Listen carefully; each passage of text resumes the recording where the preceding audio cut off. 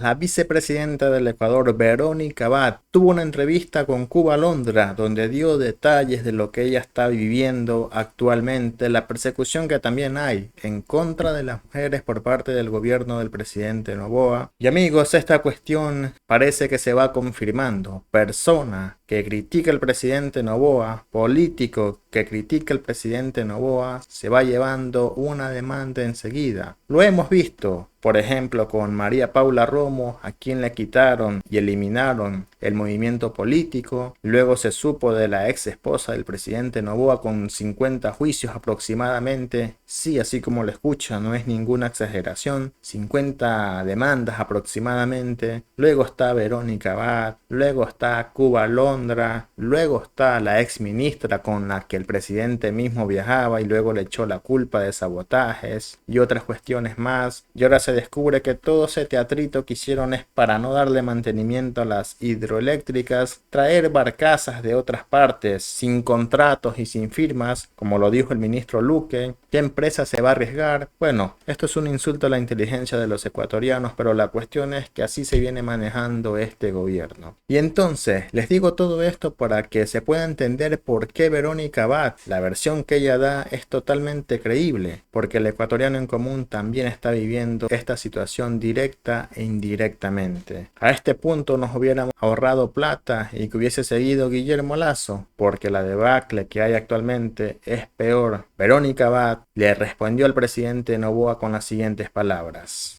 Y ahora, usted decía hace unos días que no le habían permitido las vacaciones, la solicitud de vacaciones, porque usted quiere venir a Ecuador por 5 días al menos para ver a su familia, para atender su salud, que han pasado por todos los ministerios habidos y por haber para negarle. Sin embargo, el Tribunal Contencioso Electoral le dice que tiene que estar en Ecuador el 15 de agosto a las 10:30 de la mañana, porque si no se la declaran rebeldía. Entonces no entiendo qué mismo, vice. O sea, no le permiten estar, pero sí tiene que estar. ¿Le han comunicado sobre esto? No, no me ha llegado ninguna comunicación. Es al estilo de ellos siempre, ¿no es cierto? Primero el escarche público, la noticia, la práctica de escándalo, ¿cierto? Que usan. Pero bueno, yo creo que se encontraron con una persona que no se escandaliza, ¿cierto? No se sabe todavía a qué ley tengo que apegarme, si a la LOCE o a la LOCEP.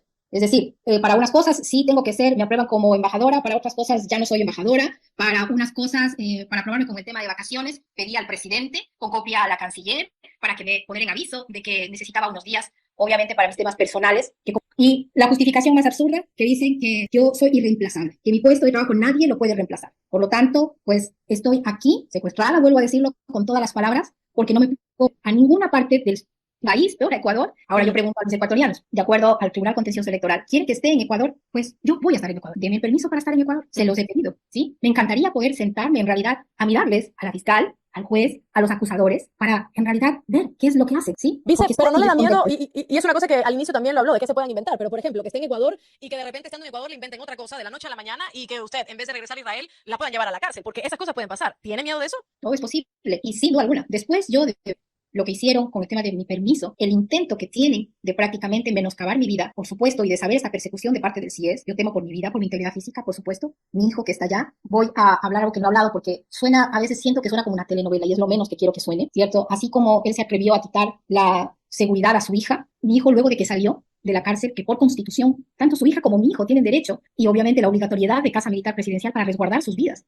Hasta el día de hoy, por más que se les llama, por más que se los ha escrito, para que cuide la vida de mi hijo, no ha sido resuelto. Es como que si no existimos. Entonces, por supuesto, ¿por qué razón hay? ¿Por qué le niegan a mi hijo, cierto, cuando es un derecho constitucional el resguardo militar o policial para el cuidado de la vida de mi hijo? ¿Qué no lo dejan? Esto ya ha pasado alrededor de 2 meses y no obstante no lo hacen. Entonces, por supuesto que denuncio que el responsable es directamente el presidente Daniel Noboa y sus ministros de gobierno. El CIES que dice que supuestamente use la inteligencia para algo bueno y no para perseguir a los ecuatorianos que pensamos distinto y diferente. Que no hay ningún pecado en ello de ser diferentes y ser distintos. Y ahora también se comienza a hablar de que el caso Purga fue todo un montaje, al menos así lo dice el doctor Vanegas, y ante todo lo que está saliendo a la luz en contra de Diana Salazar, parece que los dedos apuntan más hacia ella. Y ahora que digan que todo lo que dicen y hablan de ella es mentira, va siendo cada día más difícil decir que todo el mundo miente menos Salazar. El doctor Vanegas dijo lo siguiente: que el caso Purga es un montaje, y es un montaje que tuvo un precio. Este audio entre Leonardo Toledo, quien era el abogado de Mayra Salazar, y Francisco Fierro, que era abogado externo del Banco del Pacífico. Yo quisiera que tú me pusieras en contexto. Sí, mira,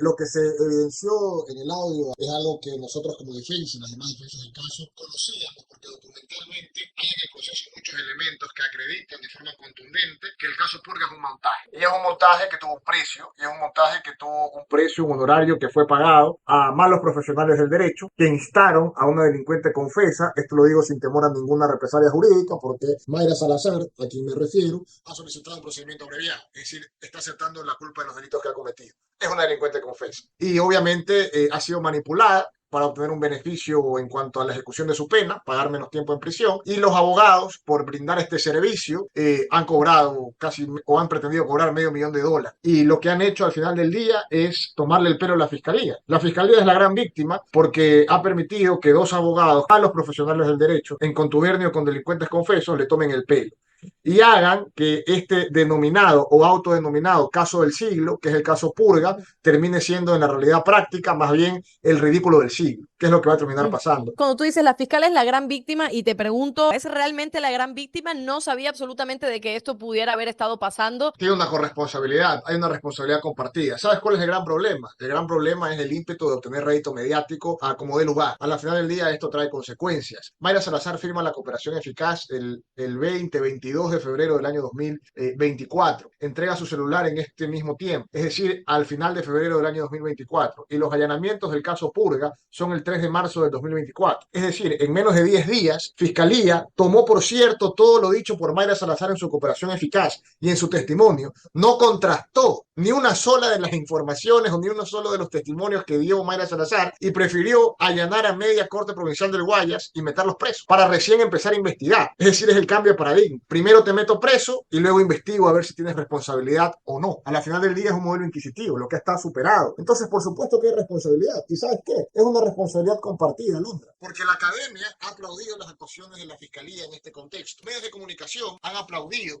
las actuaciones de la Fiscalía. ¿Y por qué nadie ha dicho nada? Porque los gremios profesionales, cuando pasó el allanamiento del caso Purga, el presidente del Colegio de Abogados de Pichincha salió a aplaudir a la fiscal y decir qué bien que se haga justicia y que todos los jueces corruptos estén presos. El representante del gremio, que debería precautelar, exigir que se respeten las garantías del proceso, porque es lo único que legitima el castigo y la condena, salió a aplaudir lo que está pasando. Es irrisorio. En ningún país del mundo 10 días son suficientes para iniciar una investigación que eufemísticamente se han atrevido a denominar el caso del siglo. Y como parte final, una ecuatoriana le hace un llamado de atención a la fiscalía por un caso que no avanza. Esto es una prueba más de cómo está la justicia en el Ecuador. Para algunos políticos, los procesos salen de un día al otro, a la velocidad de la luz, hasta con lapsus de formalidad, pero salen. Con viajes en el tiempo, pero salen. Es que esa es la realidad de lo que han venido haciendo últimamente. Cierto tipo de circunstancias de la ciencia ficción. Escuchemos el siguiente relato de esta valiente ecuatoriana que le reclama a Diana Salazar. 6 años de edad.